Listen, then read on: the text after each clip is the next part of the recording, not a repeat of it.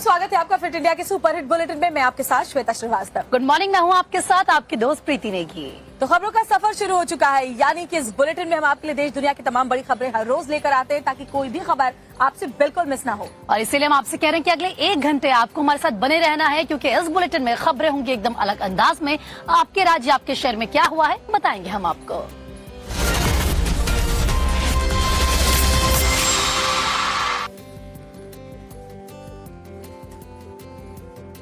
और सबसे पहले बात हम करेंगे हिमाचल प्रदेश की, क्योंकि हिमाचल प्रदेश में बारिश ने जमकर कहर बरपाया है। कई सड़कें अभी भी बंद हैं, पुल बह चुके हैं। इसके अलावा प्रदेश में जो हालात हैं लैंडस्लाइड और फ्लैश फ्लड की वजह से वो खतरे पर बने हुए हैं। इसके अलावा उत्तराखंड में भी जबरदस्त बारिश की तस्वीर सामने आ रही है।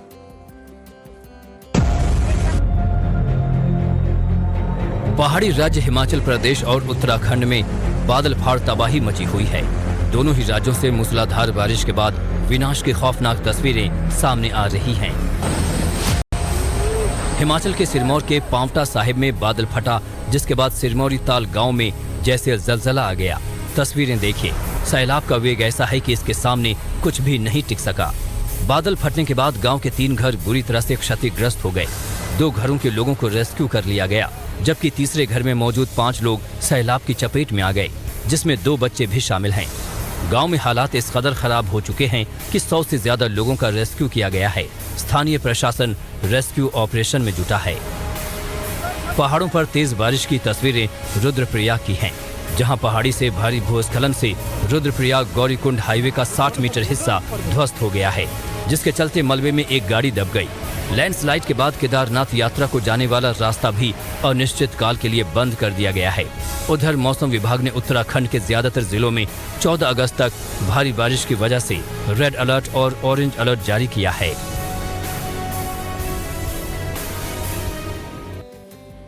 उत्तराखंड में मौसम का मिजाज बिगड़ चुका है। लगातार हो रही पिछले कुछ दिनों से बारिश से नदी नाले उफान पर हैं। ऋषिकेश में भी बीन नदी का जलस्तर लोगों को डराने लगा है। जी हाँ, बीन नदी के किनारे आखिर एक युवक क्यों उठक बैठक लगाने लगा, उस रिपोर्ट में देखिए आप। उत्तराखंड में मौसम का मिजाज किस कदर बिगड़ा हुआ है, इसका अंदाजा आप इन तस्वीरों से लगा सकते हैं। जहां एक शख्स उफनती बीन नदी में डूबने से बाल बाल बचा, तो उसने क्या किया इस वीडियो में देखिए। जान जोखिम में डालकर उफनती नदी को पार करने के बाद इस शख्स ने बीन नदी से माफी मांगी।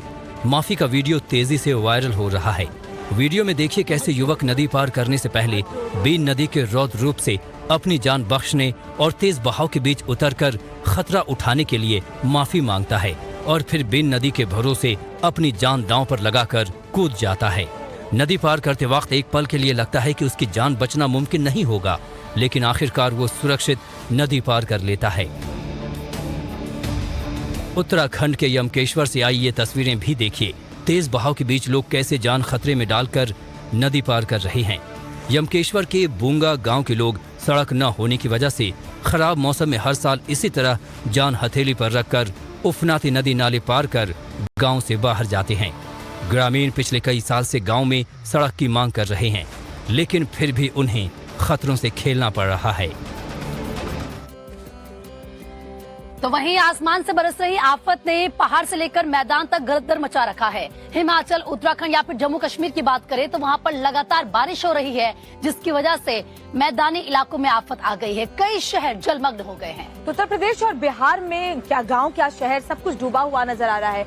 जहां तक निगाह जाती है पानी ही पानी दिखाई पड़ता है। पहाड़ों पर भारी बारिश का असर मैदानों में भी साफ दिख रहा है। यूपी के मुरादाबाद में रामगंगा नदी काल बनी हुई है। पहाड़ी इलाकों में बारिश की वजह से मुरादाबाद में बाढ़ जैसे हालात हैं। तस्वीरें देखिए, निचले इलाकों में सैलाब तांडव कर रहा है। सड़कों पर कमर तक पानी भरा है। बैलगाड़ी के पहिए डूबे हुए हैं। स्थानीय लोगों ने किसी तरह लकड़ी का पुल बनाया है, जिसके जरिए रास्ता पार करते हैं। गोविंदपुर कलां समेत मुरादाबाद के कई गाँव में हालात बेहद खराब हैं। लोग प्रशासन पर अपना गुस्सा निकाल रहे हैं। हर दिन लोगों को दूध सब्जी से लेकर जरूरी सामान के लिए जूझना पड़ता है और सैलाब से ही गुजर कर जाना पड़ता है। हजारों हेक्टेयर फसल बर्बाद हो चुकी है। गंगा का ये विकराल रूप मेरठ के हस्तिनापुर का है, जहां सैकड़ों बीघा फसल तबाह हो चुकी है। सड़कों का कहीं पता नहीं है। हरिद्वार से लगातार पानी छोड़े जाने के बाद गंगा उफान पर है। जिसके चलते हस्तिनापुर खादर क्षेत्र में बाढ़ जैसे हालात हैं। कई गांव में पानी का कब्जा है, स्थिति नाजुक है, पानी घरों में घुस चुका है। 1 महीना से ऊपर हो गया, बच्चे घर बैठे हुए हैं, डंगरों की बहुत ज़्यादा परेशानी है, जो कोई चारा नहीं है, जो कोई बुजुर्ग बीमार हो जाए ना कोई अपाहिज टाइम हो जाए तो हम कैसे ले जा सकते हैं, कोई रास्ता भी नहीं है जाने के लिए, इतनी बड़ी दिक्कत है। अच्छा, कि प्रशासन से इसकी गुहार लगाई आपने? प्रशासन को आते हैं, कहते हैं जी हाँ जी ये करेंगे, भेजेंगे, आते हैं, आश्वासन दे जाते हैं, लेकिन कोई करते कुछ है नहीं जी। आश्वासन तो दे ही रहे हैं। बिहार में भी बारिश का दौर जारी है। यूपी उत्तराखंड में लगातार बारिश के चलते गंगा नदी उफान पर है। कानपुर प्रयागराज से लेकर काशी तक गंगा का सैलाब डरा रहा है। पटना में भी गंगा का जलस्तर तेजी से बढ़ रहा है। पटना में गंगा की तस्वीरें देखिए, भद्र घाट की सीढ़ियां डूब गई हैं। नदी का रौद्र रूप डरा रहा है। घाटों पर पुलिसकर्मी भी तैनात नहीं है। और अब बात यूपी के फिरोजाबाद की करेंगे, जहां पर एक हॉस्पिटल के बाहर जमकर हंगामा देखने को मिला है। कुर्सियां फेंकी गई हैं, दोनों तरफ से जमकर पथराव भी किया गया। तो ये पूरा हंगामा और विवाद हुआ क्यों, क्या था पूरा मामला, इस रिपोर्ट पर नजर डालिए आप। तस्वीरें यूपी के फिरोजाबाद की हैं, जहां ट्रॉमा सेंटर के बाहर जमकर बवाल हुआ। लाठी डंडे चले, पत्थर फेंके गए, कुर्सियां तोड़ी गई और जमकर मारपीट की गई। करीब 15 मिनट तक हंगामा चलता रहा। इन तस्वीरों को देखिए, अस्पताल के बाहर कुर्सी और पत्थर बरसाए जा रहे हैं। बताया जा रहा है कि वार्ड बॉय के साथ पैसों को लेकर विवाद चल रहा था, जिसके चलते बेखौफ दबंगों ने वार्ड बॉय और उसके साथी पर हमला कर दिया। या मैं राहुल कश्यप के पास आया था, उसने मुझे फ़ोन करके बुलाया था। हाँ। उसने पहले से ही 15-20 लड़के बुला रखे थे अपने पास। हाँ। मारपीट करने के लिए। मैं जैसे ही उनके पास पहुंचा तो वो गाली गलौज करने लगे और मेरी बाइक छीन ली और कहने लगे कि हम पैसे नहीं देंगे, तू यहाँ से अभी पिट के जाएगा। जानकारी मिलते ही कई थानों की फोर्स मौके पर पहुंची और मामले की जानकारी ली। पीड़ित शख्स के मुताबिक दबंगों ने उसकी बाइक तक छीन ली। पहले तो वहाँ पे मेरी बाइक चुरा ली उन्होंने। बाइक चुरा ली और वहाँ से भाग के आए। मैंने साहब से कहा, मैंने साहब ऐसे ऐसे हमारे लोग पीछे पड़ गए और ऐसे हमें मार रहे हैं साहब। तो फिर साहब के पास जैसे ही मैं इतनी बात कर रहा हूँ, इतनी देर तो डंडा ले गए और उनने भी सब लोग चिपट पड़े। हमलावर कौन थे, पुलिस इस बात का पता लगाने में जुटी है। और चलिए अब आगे बढ़ते हुए बात मुरादाबाद की कर लेते हैं, जहां पर एक बीजेपी नेता अनुज चौधरी की बदमाशों ने गोली मारकर हत्या कर दी। अनुज चौधरी अपने घर के पास एक पार्क में टहल रहे थे, तभी इस वारदात को अंजाम दिया गया। कौन थे हमलावर और क्या है पूरा मामला, देखिए। वक्त शाम के 6 बजे, जगह मुरादाबाद यूपी। वारदात गोली मारकर हत्या। हड़कंप मचा है क्योंकि मुरादाबाद में बीजेपी के एक नेता की गोली मारकर हत्या कर दी गई है। घटना मझोला थाना क्षेत्र के पार्श्वनाथ प्रतिभा अपार्टमेंट की है। वारदात के वक्त अनुज चौधरी हाउसिंग सोसाइटी के अंदर ही टहल रहे थे। ये सीसीटीवी फुटेज उसी वारदात की है। इसमें दिख रहा है कि आरोपी बाइक से आए थे। चालक सहित बाइक पर 3 लोग सवार थे और अनुज चौधरी के पास आते ही ताबड़तोड़ गोलियों की बौछार कर दी। कुछ आवाज़ आ रही थी, जैसे लग रहा कोई पटाखे वगैरह बज रहे हों। तो जब हम लोग आवाज़ सुन करके जब 1 बजा, 2 बजा, 3 बजा, कई बजे तो कुछ डाउट हुआ कि है क्या। तो हम निकल के बाहर अपने बालकनी में आए जी। तब तक पता चला, देखे तो एक डेड बॉडी पड़ी हुई थी, लेकिन मारने वाले का पता नहीं चल पाया। तस्वीरों में आप खुद देख सकते हैं कि हत्यारे आए और गोली मारकर फरार हो गए। इस मामले में परिजनों ने असमोली ब्लॉक प्रमुख से जुड़े लोगों पर हत्या करने का आरोप लगाया है। जिसमें अनिल चौधरी नाम के व्यक्ति को नामजद किया गया और दूसरे एक अनिकेत नाम के व्यक्ति को इसमें नामजद किया गया है। अनुज चौधरी संभल के एंचौड़ा कंबोह थाना क्षेत्र में अलिया नेकपुर गांव का रहने वाला था और पिछले कई साल से वो पार्श्वनाथ प्रतिभा अपार्टमेंट के टावर 7 में फ्लैट नंबर 402 में रहता था। 2021 में अनुज ने संभल के असमोली ब्लॉक से प्रमुख का चुनाव लड़ा था। बताया जा रहा है कि इसी को लेकर अनुज की कुछ लोगों से रंजिश चल रही थी। और अब बात कर्नाटक की करेंगे, क्योंकि कर्नाटक में एक भीषण हादसा होते होते टल गया। दरअसल बस ड्राइवर की लापरवाही की वजह से यहाँ पर कई लोगों की जानें जा सकती थी। वो तो गनीमत रही कि हादसा टल गया और सभी लोग सुरक्षित हैं। बस गड्ढे में गिरी हुई है, अफरा तफरी का माहौल है। ये तस्वीर कर्नाटक के मांड्या की है, जहां एक बस हादसे का शिकार हो गई। मांड्या के कुल्लेगला मालवली राजमार्ग पर सरकारी बस के ड्राइवर ने संतुलन खो दिया और बस निर्माणाधीन पुल के गड्ढे में जा गिरी। बस ड्राइवर की लापरवाही के चलते बड़ा हादसा हो सकता था। गनीमत ये रही कि जिस वक्त बस हादसे का शिकार हुई तो ज्यादा यात्री मौजूद नहीं थे। जो लोग उस वक्त बस में थे उन्होंने समय रहते जैसे तैसे अपनी जान बचा ली। ये हादसा कितना खतरनाक हो सकता था, आप इन तस्वीरों से अंदाजा लगाइए। सवारी से भरी बस सीधा निर्माणाधीन पुल के सरिया पर जा गिरी। जहां बस गिरी वहां काम चल रहा था और कई सरिया तो बस के आर पार निकल गई। गनीमत रही कि इस हादसे में किसी की जान नहीं गई। और बात राजस्थान की, जहां से एक अजब गजब मामला सामने आया है। जयपुर कोर्ट में एक भैंस को पेश किया गया। जी हाँ, अब भैंस के इस पेशी का वीडियो खूब वायरल भी हो रहा है। दरअसल क्यों इस भैंस को कोर्ट में पेश किया गया, क्यों इसे तलब किया गया, इस रिपोर्ट में देखिए। आपने क्या कभी किसी भैंस को कोर्ट में पेश होते देखा है? चोरी के 11 साल पुराने मामले में शिनाख्त के लिए भैंस को अदालत में तलब किया गया। ये अजब गजब मामला राजस्थान की राजधानी जयपुर के पास स्थित चौमू कोर्ट से सामने आया है, जहां भैंस को कोर्ट में पेश किया गया है। न्यायालय में पेश करने के लिए इस भैंस को जयपुर से चौमू के कोर्ट परिसर में लाया गया। करीब 10 साल पहले हर माड़ा इलाके में रहने वाले चरण सिंह शेखावत की भैंस चोरी हो गई थी। चरण सिंह ने भैंस चोरी की रिपोर्ट दर्ज कराई। मामला दर्ज होने के कुछ ही दिनों बाद भरतपुर पुलिस ने लावारिस हालत में भैंस को पकड़ा। जानकारी मिलने पर भैंस के मालिक को सूचना देकर भैंस की पहचान करने के लिए बुलाया गया, जिसके बाद पुलिस ने भैंस को चरण सिंह के सुपुर्द कर दिया। चूंकि चोरी का ये मामला हर माड़ा थाने में दर्ज था, ऐसे में जांच 11 साल तक चलती रही। अब जब भैंस मालिक चरण सिंह को कोर्ट से समन मिला कि भैंस कौन सी थी, उसे पेश किया जाए, तो वो भैंस को पिकअप गाड़ी के जरिए कोर्ट परिसर लेकर पहुंच गया। हालांकि अभी कानूनी रूप से ये भैंस मालिक चरण सिंह को सुपुर्द नहीं की गई है। और महाराष्ट्र के धुले में 2 गुटों के बीच जमकर बवाल हो गया। एक दूसरे पर जमकर लाठी डंडों से प्रहार किया गया और सड़क पर भी भारी संख्या में लोग उतर गए। उसके बाद क्या हुआ, ये बवाल हुआ क्यों था, ये सब कुछ जानने के लिए इस रिपोर्ट पर नजर डालिए आप।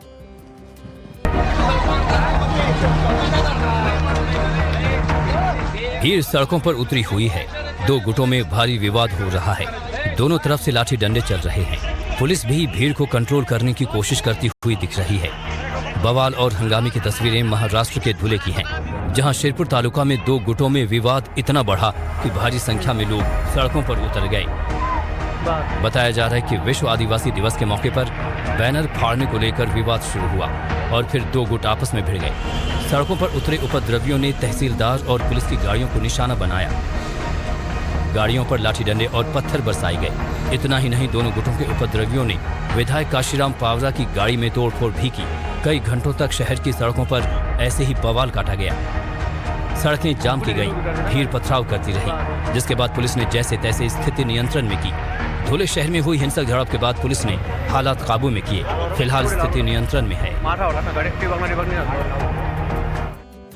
और चलिए आगे बढ़ते हुए बात झारखंड की कर लेते हैं, जहां एक स्कूल उद्घाटन का जो वीडियो है वो सोशल मीडिया पर जमकर वायरल हो रहा है, क्योंकि बच्चों के सामने एक बार बाला का डांस करवाया गया। बड़ी बात यह है कि उस दौरान राज्य के कई जाने माने लोग भी वहां पर मौजूद थे। पूरा मामला रिपोर्ट में देखिए।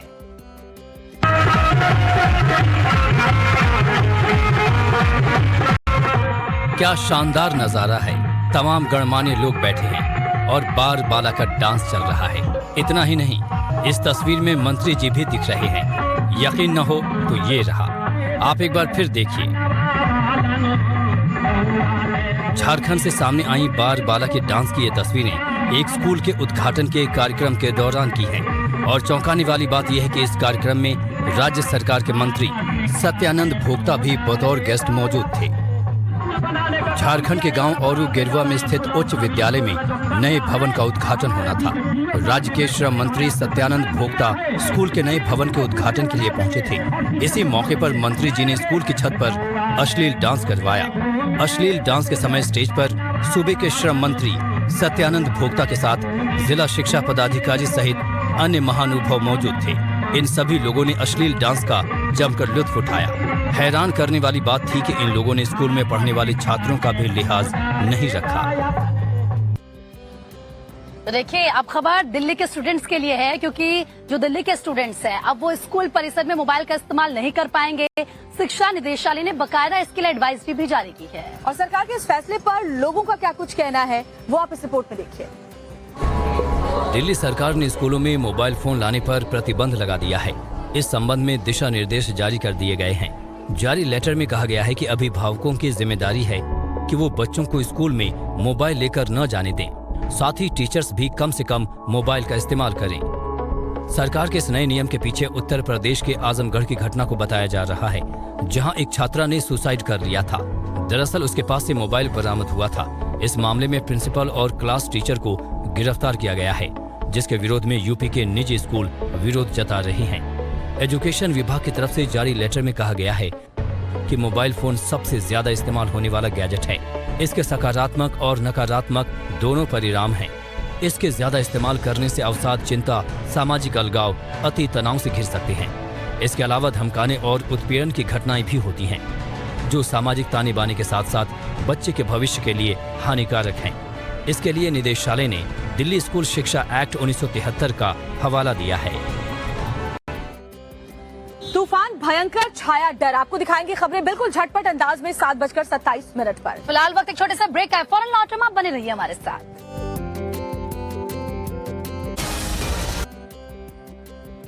ब्रेक के बाद स्वागत है आपका। आप देख रहे हैं फिट इंडिया का सुपर हिट बुलेटिन। चलिए बात करते हैं अगली खबर की।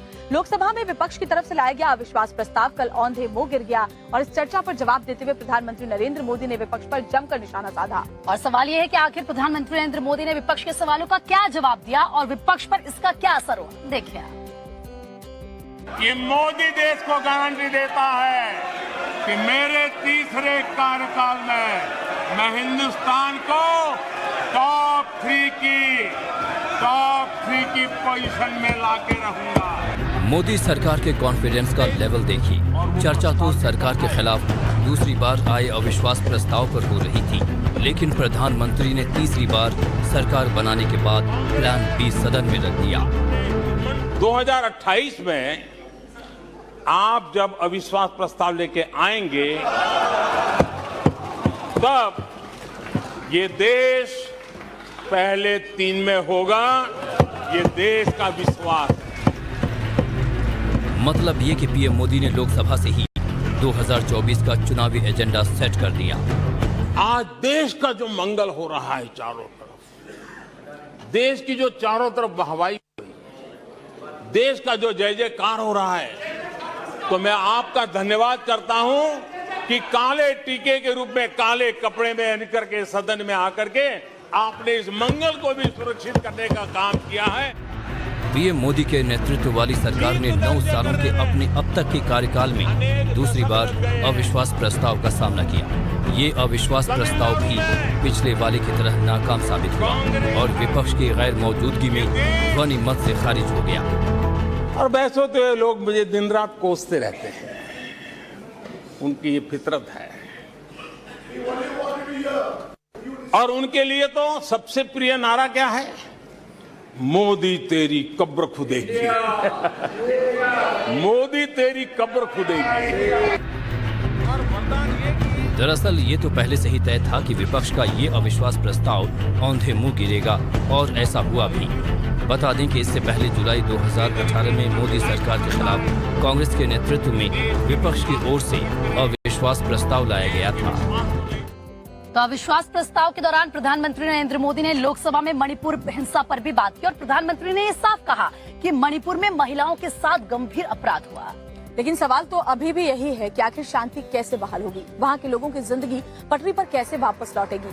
देखिए रिपोर्ट में खबर। निकट भविष्य में शांति का सूरज जरूर उगेगा। मणिपुर फिर एक बार नए आत्मविश्वास के साथ आगे बढ़ेगा। पूरा मुल्क यही चाहता है, सबकी तमन्ना यही है कि मणिपुर में शांति आए, भारत में भरोसे की डोर मजबूत हो, हिंसा से देश का पीछा छूटे और दंगाई कोई हरकत करने से पहले ही कांप उठे। और ये तभी मुमकिन है जब दोषियों को कठोर सजा मिलेगी। प्रधानमंत्री मोदी ने एक बार फिर देश को भरोसा दिया कि सजा तो मिलेगी और बराबर मिलेगी। और दोषियों को कड़ी से कड़ी सजा दिलवाने के लिए केंद्र सरकार, राज्य सरकार मिलकर के भरपूर प्रयास कर रही है। सजा का भरोसा दिलाने से पहले प्रधानमंत्री ने विपक्ष को भी आड़े हाथों लिया और मणिपुर मुद्दे पर राजनीति करने का आरोप लगाया। सुनिए पीएम मोदी ने क्या कहा। इनकी संवेदनाएं सिलेक्टिव है, इनका सब बातचीत राजनीति से शुरू होती है और राजनीति से आगे बढ़ती है। अभी वक्त है मरहम का। हिंसा की वजह से मणिपुर तार-तार हुआ पड़ा है। बड़ी मुश्किल से हिंसा पर काबू पाया जा रहा है। लोग एक बार फिर जिंदगी की तरफ देख रहे हैं और ऐसे वक्त में प्रधानमंत्री ने भी मणिपुर के साथ होने की बात कही। मैं मणिपुर के लोगों से भी आग्रहपूर्वक कहना चाहता हूँ,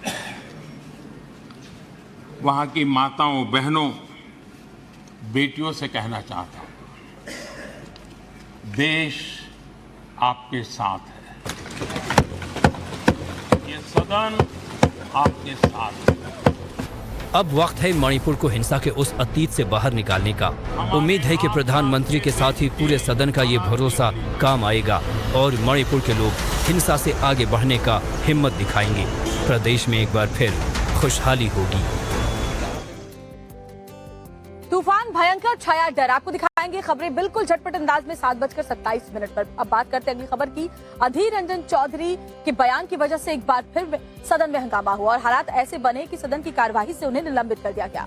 अब सवाल ये है कि आखिर अधीर रंजन चौधरी ने ऐसा क्या कहा, उस रिपोर्ट में देखिए आप।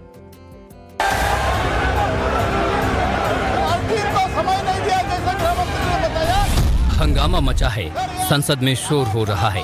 एक तरफ लोकसभा में कांग्रेस के नेता अधीर रंजन चौधरी हैं, तो दूसरी तरफ है पूरा सत्ता पक्ष है। सवाल है क्यों? आखिर ऐसा क्या हुआ जिससे पूरा का पूरा सत्ता पक्ष ही अधीर रंजन के खिलाफ आवाज उठाने लगा?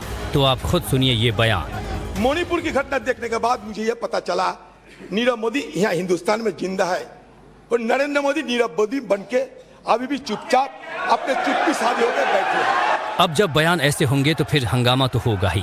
कांग्रेस सांसद अधीर रंजन चौधरी ने पीएम मोदी की तुलना नीरव मोदी से की और ये तब जब मोदी सरनेम की वजह से राहुल गांधी कई महीनों तक सदन से बाहर रहे और सुप्रीम कोर्ट से राहत मिलने पर अभी ही सदन में दोबारा लौटे हैं।